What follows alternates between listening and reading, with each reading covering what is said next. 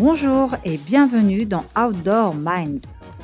La crise de la Covid-19 a été un véritable catalyseur pour certaines tendances dans notre société, en particulier en matière de consommation de l'outdoor, c'est-à-dire tout ce qui se pratique dehors.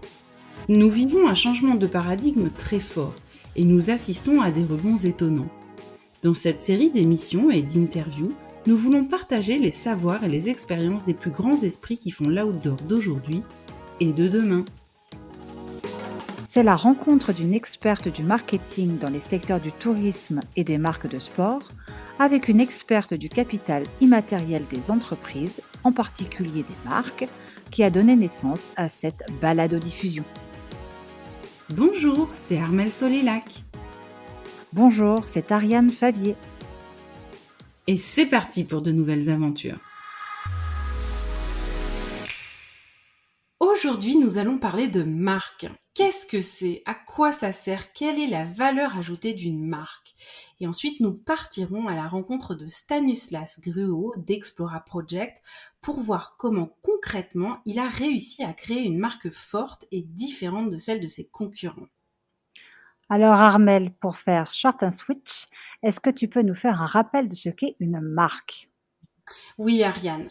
En effet, il suffit pas de trouver un nom ou un logo pour créer une marque. Il y a un travail préalable qui est assez lourd à réaliser pour qu'une marque puisse vraiment exister, c'est-à-dire avoir une certaine réalité, une consistance, voire même une valorisation importante. On en reparlera après. Et surtout, le plus important, sortir du lot. Mais qu'est-ce qu'une marque et à quoi ça sert?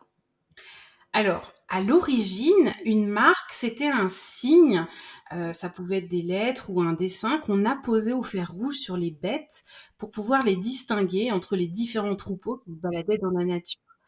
Aujourd'hui, au sens de la propriété industrielle, la marque, c'est aussi un signe, sauf qu'il sert à distinguer précisément des produits, des services, éventuellement des destinations ou des territoires de leurs concurrents. Et finalement, la marque, c'est un outil qui sert à créer de la préférence sur les marchés parce que, vous avez dû le constater, ils sont de plus en plus saturés et de plus en plus banalisés. On considère que la marque, elle a 5 rôles. Le premier, c'est d'identifier un produit, un service, une destination, éventuellement une institution. C'est ce qu'on appelle l'aspect pratique. Le deuxième rôle, c'est la distinction entre les produits d'une même catégorie ou les services ou les destinations d'une même catégorie, c'est l'aspect fonctionnel. Si je devais donner un exemple, une marque peut permettre par exemple de distinguer un produit lessive au milieu de plein de produits dans un supermarché, et puis dans le rayon des lessives, l'aspect fonctionnel, eh bien, c'est de se dire ok, c'est de la lessive liquide pour des vêtements blancs par exemple. Ensuite, le troisième rôle, c'est le gage de qualité, c'est ce qu'on appelle l'aspect de réassurance. Alors on a des lessives de plus ou moins bonne qualité évidemment. Enfin, l'avant-dernier rôle de la marque, c'est un rôle qui est souvent sous-estimé, qui est celui du plaisir. C'est l'aspect hédoniste des marques. Alors, en matière de lessive, il y a rarement des gens qui ont du plaisir à acheter une marque de lessive, mais il y a des marques pour lesquelles, pour certains produits ou certains services, pour lesquels on a vraiment du plaisir à les acheter et à les consommer. C'est très vrai dans le secteur du tourisme, c'est encore plus vrai dans le secteur du sport où on achète certaines paires de skis par plaisir ou certains vêtements par plaisir, et on note que plus on porte près de son corps, près de soi ou dans le prolongement de soi une marque, plus la notion de plaisir est importante. Et c'est vrai aussi pour le dernier aspect, qui est l'aspect personnel des marques, ce qu'on appelle le rôle de personnalisation ou d'identification de la marque, soit parce qu'on peut customiser, c'est-à-dire personnaliser le produit, le faire à son image, soit parce qu'on s'identifie aux valeurs de la marque, à l'image de la marque, à sa façon de la consommer. Donc on voit ici que la marque, eh bien, elle a 3 fonctions, une fonction de signature pour garantir une forme d'origine ou de qualité, une fonction narrative, c'est tout le discours qu'on raconte. On utilise beaucoup le terme storytelling chez les marketeurs. En fait, on part le produit, le service ou la destination d'une histoire. C'est un vecteur de transmission aussi de savoir, de valeur. Et enfin, la dernière fonction, c'est celle de la valorisation, puisqu'elle permet de mettre en lumière manière ces fameux produits, services ou territoires au-delà de leur simple valeur d'usage, mais surtout au-delà des concurrents qui leur sont les plus proches. Merci Armelle, mais quel est le processus? Comment est-ce qu'on crée une marque? Eh bien, une marque, elle est souvent co-construite par un ensemble d'acteurs. Ça peut être les dirigeants de l'entreprise, les salariés, bien entendu. Ça peut être aussi pour une institution ou une association. Mais ils peuvent aussi proposer à leurs partenaires, à leurs fournisseurs de participer à l'élaboration de cette marque. Et puis surtout, au fur et à mesure que la marque grandit et devient célèbre, il y a une autre partie prenante qui rentre dans ce mix, c'est ce qu'on appelle les consommateurs. Moi, j'aime bien les appeler les consomme-acteurs parce qu'ils peuvent véritablement s'approprier une marque, éventuellement la détourner ou pire encore, la rejeter, la boycotter. Et le risque de cette co-construction avec ces consommateurs, eh bien, c'est la perte de contrôle par la marque elle-même de sa propre image. Et j'aime bien donner cet exemple qui a eu lieu en 2010 où la marque Gap, qui est ce qu'on appelle une métamarque, elle est tellement énorme que quand elle a voulu changer de logo, eh bien, ce nouveau logo a été tellement rejeté par ses consommateurs que la marque a été obligée de retirer son nouveau logo pour lequel elle avait quand même investi 400 000 dollars américains. Et au bout de 7 jours, eh bien, elle a été obligée de revenir en arrière et de reprendre son ancien logo. Et est-ce qu'une marque a une valeur pécuniaire? Oui, elle peut en avoir une. Alors souvent, on peut entendre dans certains cas un peu dramatiques des rachats de marques pour 1 euro symbolique, mais ça peut être valorisé jusqu'à plusieurs centaines de milliards. Et l'année dernière, donc en 2020, c'est Amazon qui était en tête des valorisations des marques dans le monde. Elle enregistrait plus de 32% de croissance en un an, donc c'est absolument énorme. Et elle a atteint, donc l'année dernière, sa valorisation, c'était 415,9 milliards de dollars. Donc c'était une augmentation de près de 100 milliards de dollars par rapport à 2020, à 2019, pardon. Donc c'est absolument considérable. La marque qui talonne Amazon, c'est Apple, sans surprise, hein, et c'est une marque qui avait enregistré une hausse de 14% et qui était valorisée l'année dernière à 352,2 milliards de dollars. Ça laisse totalement rêveur, voire perplexe, tellement les chiffres sont stratosphériques. Et j'ai envie de dire, c'est justement pour ça qu'il faut y apporter le plus grand soin. Merci Armelle. Alors, comment est-ce qu'on construit une marque, notamment quand on est en début de création d'une entreprise? C'est ce que nous allons voir avec notre invité du jour.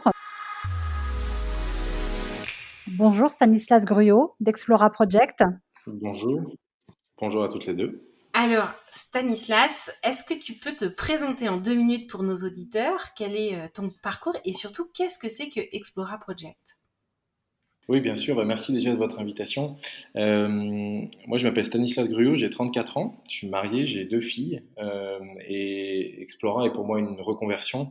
J'ai eu une première vie en sortir d'école dans la finance de marché, où j'ai été pendant 9 ans trader d'actions puis de matières premières agricoles chez un géant américain et multinational où on était près de 200 000 salariés.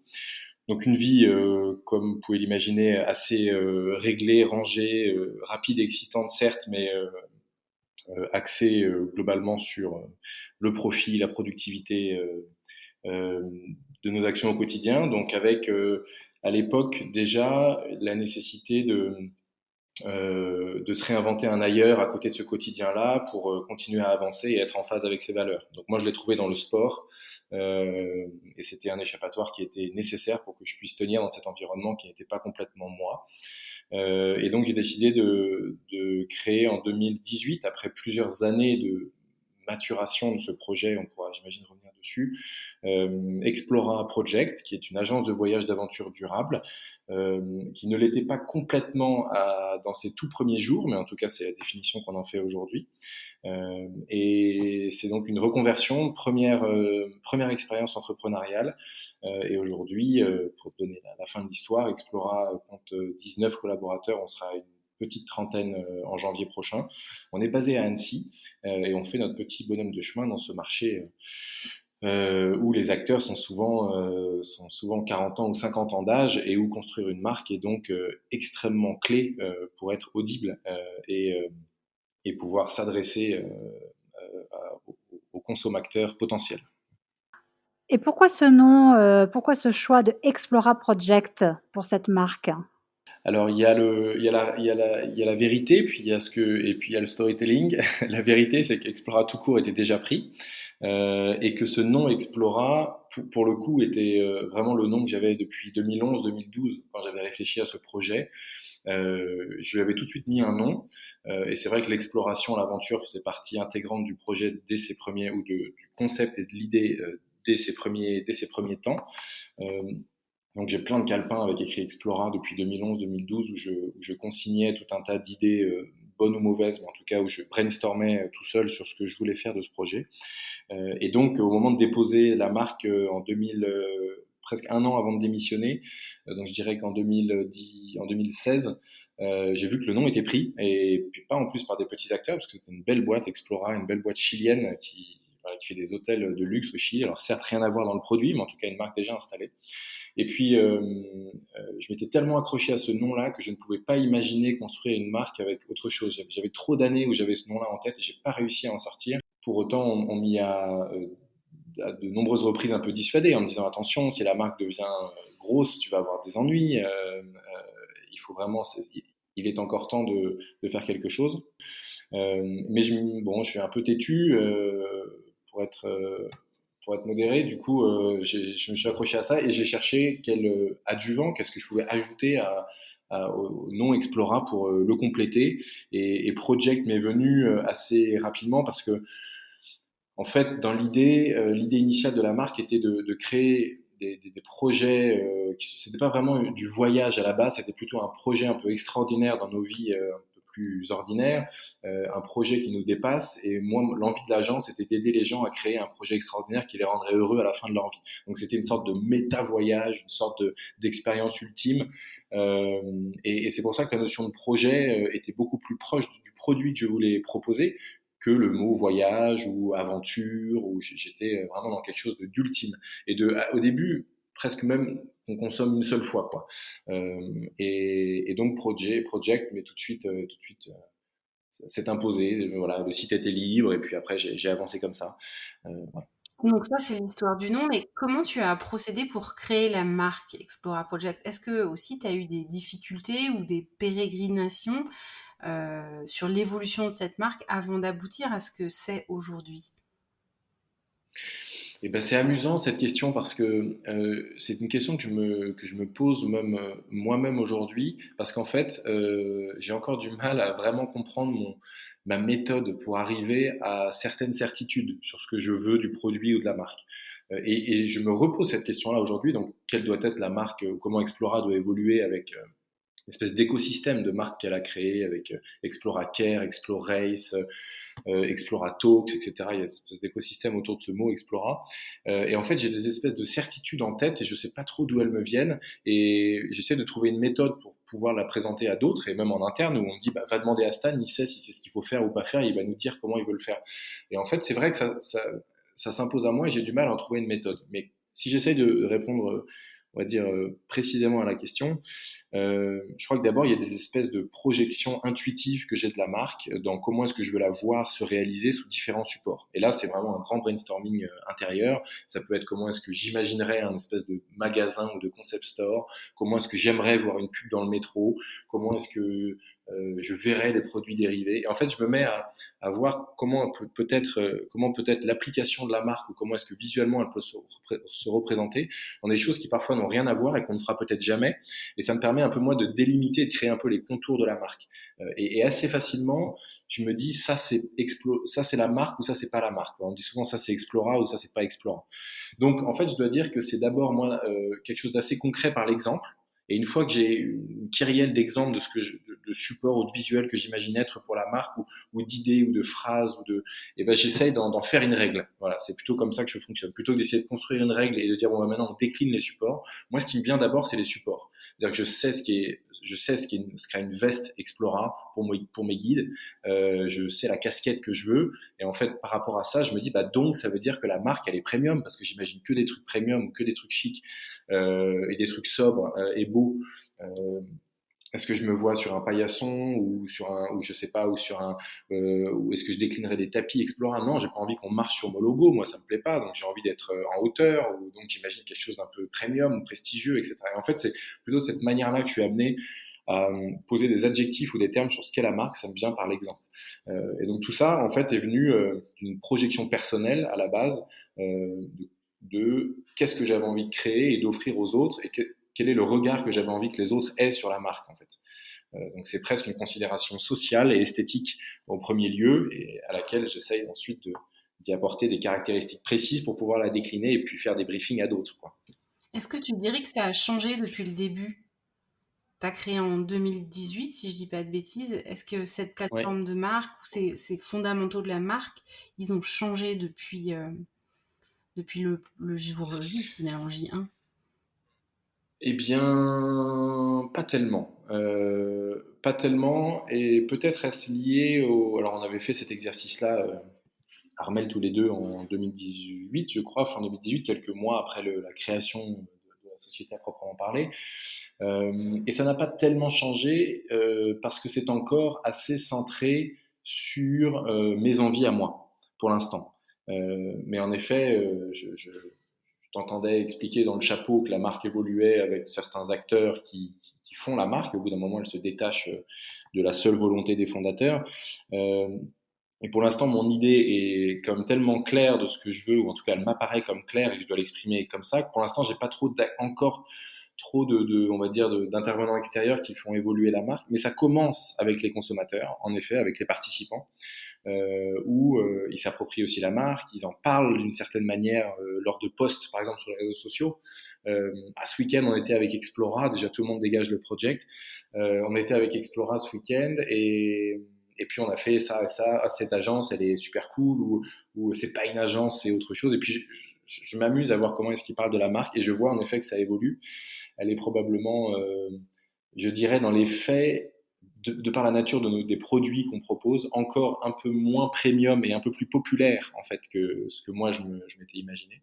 C'est une marque en fait qui est très populaire, c'est-à-dire qu'en fait, enfin très populaire, toute proportion gardée bien sûr, mais je veux dire dans l'aspect, les gens se l'approprient. C'est une marque qui est assez cool et qui est directe, et les gens ont envie de s'adresser à la marque et de faire partie de cette communauté-là simplement, sans chichi. Alors que moi, je m'imaginais quelque chose d'un peu moins saucisson fromage et quelque chose d'un peu plus premium et, euh, et statutaire. Mais bon, on sert du saucisson fromage sur nos expéditions, alors il faut se rendre à l'évidence. C'est peut-être le bon axe, mais donc elle a un peu évolué avec les participants et ça commence en tout cas, ce qui est intéressant. Ça peut être des saucissons fromage de très haute qualité aussi. Oui, c'est sûr, c'est sûr. Est-ce qu'on peut dire que finalement, donc on voit l'évolution, de la marque entre ses débuts et maintenant, donc dans sa signature, dans sa singularité, cool, directe et avec une forme de communauté autour. Est-ce qu'il y a une forme d'influence de la marque également auprès de cette communauté? Ah ben nécessairement, nécessairement, toujours difficile de la mesurer. En tout cas, c'est une marque qui se veut forte. C'est une marque parfois qui passe un peu devant, parfois même l'équipe, c'est-à-dire ceux qui la font et qui la composent. C'est une marque un peu pour l'instant qui s'est imposée ou qu'on a martelé un peu sur tout support. C'est un nom qui est présent assez régulièrement dans les échanges. Donc c'est une marque en tout cas qui essaye, qui se veut être forte. Et aujourd'hui, l'influence qu'elle a, euh, je dirais que c'est l'influence qu'elle a, c'est plus autour de la mission qu'elle pousse, du succès, de la croissance qu'elle a. Il n'y a pas encore eu de relais de la marque par encore l'équipe ou par les guides, etc. Pour l'instant, c'est pas encore quelque chose qui s'est énormément, enfin, c'est-à-dire que l'équipe est pas très visible par rapport à la marque. Ça, c'est un gros travail qu'on a à faire pour la rendre plus humaine. Les guides se sentent appartenir à la marque, mais sont encore guides, freelance, indépendants et se définissent pour beaucoup encore comme tels. Donc il y a encore quelque chose à créer autour de la communauté pour que l'influence de la marque et de ceux qui la composent soit plus importante. Pour l'instant, je dirais que c'est encore les prémices. Mais la marque est forte avec ses excès, quoi. C'est-à-dire que parfois, on oublie un peu l'humain. marque. Du coup, ça donne un côté très corporate, parfois même un peu trop start-up, etc. Donc, c'est toute la difficulté de savoir comment est-ce qu'on peut utiliser le succès, la croissance de la marque, de ces levées de fonds, de ces épisodes de vie de start-up pour, comme prétexte ou en tout cas euh, comme sujet pour faire parler du projet. Et à quel moment est-ce qu'on humanise la chose, on remet le produit au cœur, etc. Si j'avais quelque chose à dire, c'est qu'aujourd'hui, Explora, pour beaucoup, est défini comme une travel tech qui cartonne euh, et pas encore comme une marque B2C qui transforme les gens. Voilà. C'est pas encore l'axe que ça a pris et fort à nous d'aller communiquer aussi sur des choses beaucoup plus inspirationnelles plutôt que dans Madines sur les tailles de levée de fonds, quoi. Euh, donc ça, c'est quand même un axe qu'il faut qu'on prenne maintenant. Pour ceux qui connaîtraient pas encore Explora et qui en nous écoutant seraient pas encore allés sur internet pour regarder, est-ce que tu pourrais nous dire qu'est-ce que c'est que quels sont finalement les piliers de la plateforme d'Explora, c'est-à-dire sa vision, son ambition, sa mission, sa raison d'être qui sont particulièrement forts, éventuellement ses valeurs fondamentales aussi. Oui. Alors aujourd'hui, notre vision, c'est d'être la référence du voyage d'aventure durable en Europe dans 5 ans.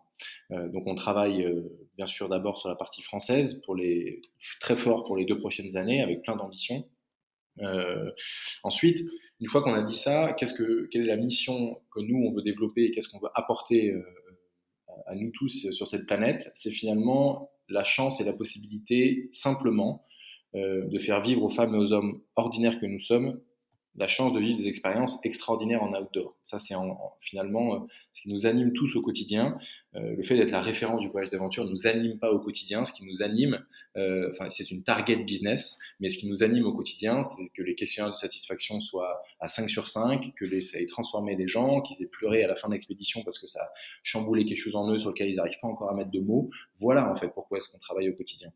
Après, notre mission, au-delà de cette mission sociale, c'est la suivante, enfin notre raison d'être plutôt qu'on a fait inscrire dans nos statuts d'ailleurs, parce qu'on est entreprise à mission depuis novembre dernier, c'est d'être l'acteur engagé du tourisme d'aventure qui offre au plus grand nombre une expérience de voyage à impact positif pour l'homme et l'environnement. Donc Explora est une agence de voyage qui a désintermédié le secteur pour être le seul acteur entre le guide local et le client final partout en Europe. Donc sommes les créateurs et on va dire les chefs d'orchestre de tous nos produits et nos expéditions partout en Europe. On ne revend les voyages de personne, on est revendu par personne.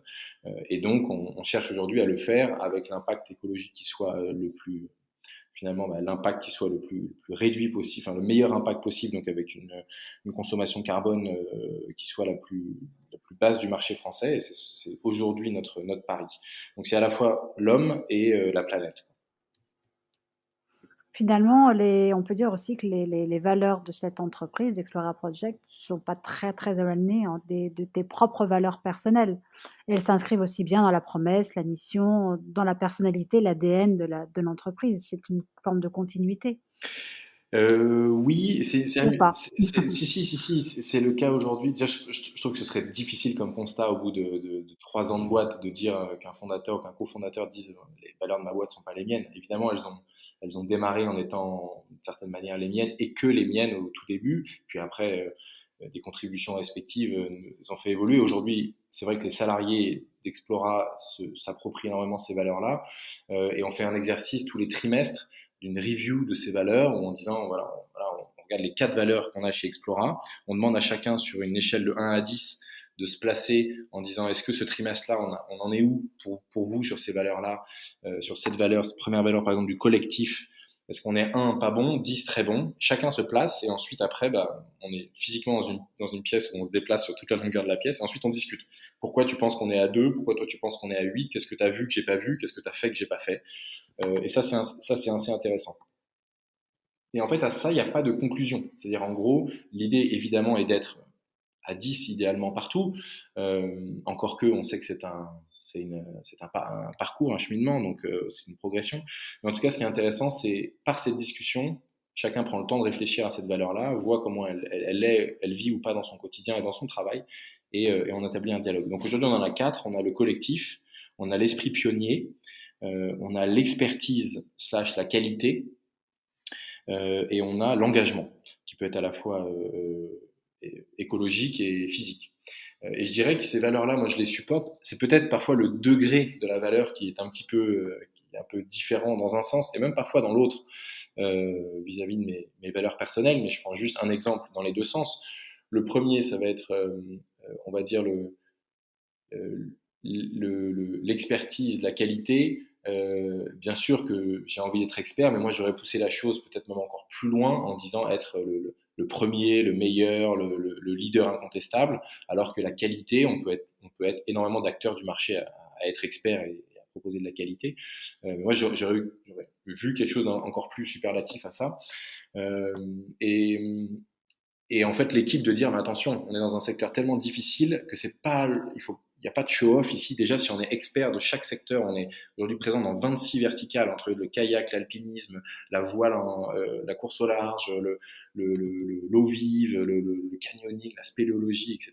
Déjà, si on est expert de chaque verticale, c'est déjà extraordinaire. Donc, donc ça, c'était un exemple pour montrer que parfois, moi, je me serais mis un peu plus loin que les valeurs actuelles et parfois même un peu en deçà. L'engagement environnemental, évidemment, je trouve que c'est fondamental, mais moi, à titre personnel, j'ai l'impression d'être, en tout cas, de venir de plus loin que les participants, que les salariés sur cette valeur-là, où c'était moins présent, moi, dans mon quotidien. Ça y vient à vitesse grand V, je fais un effort de rattrapage quotidien. Mais en tout cas, avec ma vie d'avant, j'ai passé en effet 8-9 ans de ma vie à pas trop me poser la question de l'impact que mes actions avaient sur l'environnement. Or, aujourd'hui, pour les salariés d'Explora, pour beaucoup, c'est une première expérience de boulot et ils sont rentrés dans cette boîte pour son engagement environnemental. Donc ça, c'est quand même extrêmement fort. Donc ça, je pense que la boîte est en avant de moi et c'est très bien. Et c'est à moi d'aller vers elle. Quel conseil ou recommandation tu donnerais à quelqu'un dans le secteur de l'outdoor et qui voudrait créer sa marque ou remettre à plat sa marque? Euh, je dirais de prendre le temps. En fait, ces choses-là prennent du temps. Et c'est ça qui est si difficile. Et je trouve que c'est c'est l'un des adjectifs qu'on met pas souvent en avant pour les dirigeants et les entrepreneurs. C'est la capacité à être patient, à attendre son moment et à prendre le temps des bonnes choses. Et ça, je crois que la construction de la marque, c'est tellement clé il faut prendre le temps. Et je pense que je pense on peut arriver à certaines certitudes sur ce sujet-là quand on lance sa marque, certitude qu'on est aligné entre ses valeurs, celles des salariés, euh, la raison d'être de l'entreprise. Il y a un moment où on sent qu'on est bon et il faut vraiment attendre ce moment-là avant de lancer. Donc je dirais que c'est d'abord la patience et prendre le temps d'écouter, comme tu le rappelais, Armel, quelle est la perception de la marque chez ses principaux utilisateurs. Donc prendre le temps de parler à ses clients et prendre le temps de se poser la question de ce qu'on veut faire et notre mission, je dirais, sur cette planète. Aujourd'hui, on a beaucoup d'entrepreneurs engagés qui, quand ils posent une marque, aujourd'hui, on ne peut pas poser une marque sans se poser la question de à quoi cette marque sert, en fait, et pourquoi est-ce qu'elle existe. Donc, en fait, il faut revenir à quelque chose de fondamental, euh, quitte à déconstruire ce qui a pu être fait. Et ça, je pense que c'est un peu les marques de 2020-2030, c'est des marques qui sont honnêtes. Donc, des marques qui disent en fait, on n'est pas vraiment enfin, on aimerait vous raconter où on en est, vous raconter notre histoire en fait aujourd'hui, ce qui s'est passé jusqu'à aujourd'hui. Je crois qu'il ne faut pas annihiler tout ce qu'on a été, mais en tout cas accepter qu'il ne faut pas chercher forcément une espèce de cohérence à tout crin entre ce qu'on a été et ce qu'on veut être. Parfois, il y a des prises de conscience. Les marques peuvent faire des breaks. Et parfois, ce break-là, il va permettre même de recoller à une audience à laquelle on n'avait pas accès avant. Et il y a pas mal de marques en fait qui assument d'être très différentes et d'avoir un nouveau départ. Donc je crois que ce serait de faire l'exercice de dire si la marque n'existait pas avec son produit actuel, qu'est-ce qu'on créerait en fait. Et après, l'idée de voir comment est-ce qu'on raccroche les wagons avec l'actuel ne doit pas influencer cette réflexion-là, ça vient peut-être dans un deuxième temps. Donc un exercice de transparence, d'humilité, de récit de là où on est, d'humilité. Ouais. Merci beaucoup Stanislas Gruau d'avoir été notre invité pour ce premier épisode et d'avoir ouvert la voie, comme on dit en alpinisme. Et merci à tous d'avoir écouté cet épisode d'Outdoor Minds. Si vous l'avez aimé, nous aurons le plaisir de nous retrouver mercredi prochain avec Alexandre Collomb de la très prestigieuse agence de communication Publicis. Pour nous soutenir, nous vous invitons à mettre 5 étoiles ou un commentaire sur votre plateforme de diffusion de podcast. Et bien entendu, vous pouvez partager cet épisode avec vos proches sur les réseaux sociaux. Vous pouvez aussi aller liker Explora Project et vous pouvez vous abonner à leur page ainsi qu'à cette balado-diffusion sur votre plateforme favorite. À très vite pour un nouvel épisode d'Outdoor Minds.